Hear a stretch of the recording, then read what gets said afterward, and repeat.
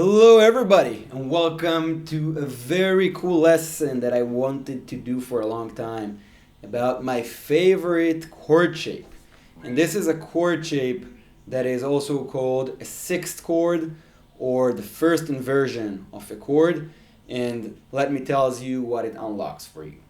First of all, especially when you combine it, so this is how it looks like, and especially when you combine it with this chord form, which is based on the C chord up the neck, what you get with these two together is that you can play almost any song without moving out of 3 or 4 frets anywhere on the neck. So it really makes the whole fret closer. G, D, E, M, C. But besides that, this chord form really opens up a totally funky and groovy new sound, and the man who made this chord shape very famous is Jimi Hendrix himself, especially from the song The Wind Cries Mary, where he uses it a lot.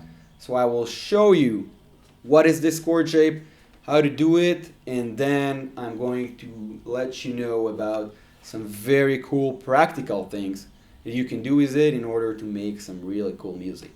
So let's begin. First of all, let's take a regular D chord, a D barred chord, as you can call it, over here with the bass on the 5th string, on the 5th fret. And then what we should do, if we want to make that first inversion, is instead of placing the bass over here, we're going to place the bass over here. And then the bass is actually an F sharp, which is the 3rd degree of the D scale, of the D chord. And then it looks like this. And what you want to pay attention to is mainly 2 things. First of all, you want to use the thumb from above to mute, to make sure that string is muted over here, the 6th string, so we don't get any unwanted noises from outside of the scale, outside of the chord.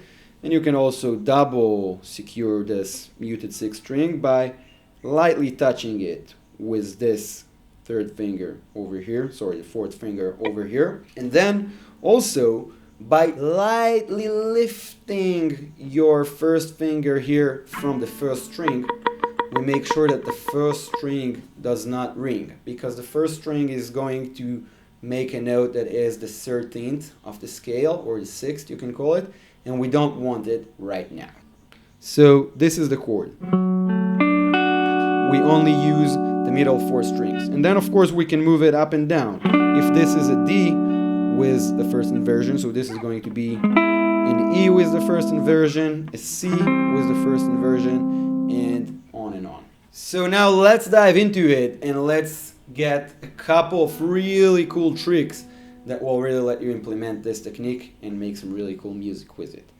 The first one is that when you are playing that, what you want to do in many cases, and your ear will tell you when it's a good idea, is to don't just play it, but instead when you are entering it, enter it with a hammer-on from the bass string. What we want to do is to enter it with a hammer-on like this,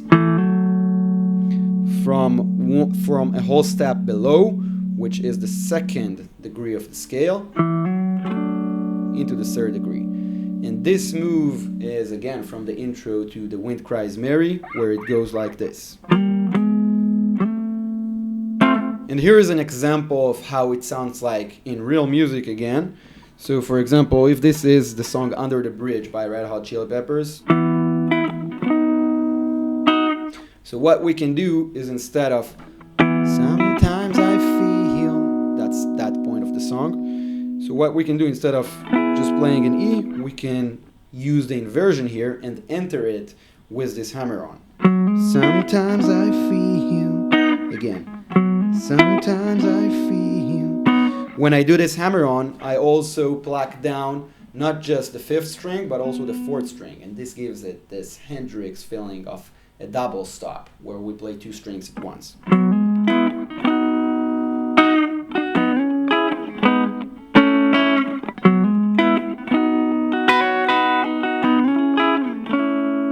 sounds way cooler than just...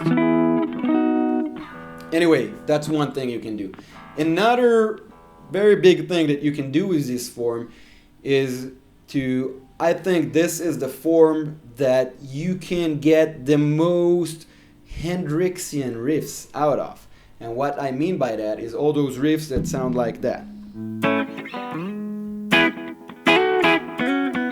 The best two songs, in my opinion, to learn all the kind of Hendrix riffs is The Wind Cries Mary and The Bold Is Love that I mentioned, but also the John Mayer covers to both these songs, where he plays even, more intensely and more riffs than the original. And in each time that he reaches that chord here where he plays an E instead of an F or on the original, so each time he reaches it, he plays a different riff up here. And from each one of those riffs, you can really learn a new phrase, a new sentence that you can say and you can use on that form in any other song that you play. And you will get, as a result, that cool Hendrix vibe. It just feels very natural to do. Now, for example, in Bold Is Love by Jimi Hendrix, you can see another move by him where he is playing the D string, the D chord, and then he moves immediately like this into the inversion and then playing some riffs. So he started on the regular D chord and then he moved into the inversion. So that's one thing you can do. Another very fun thing to do with this form is to slide into it. For example, let's say you are playing a G chord and then you want to move from a G to a D. So instead of moving from here to here, you will move from here to here. So as you can see, I made a slide from all the way here.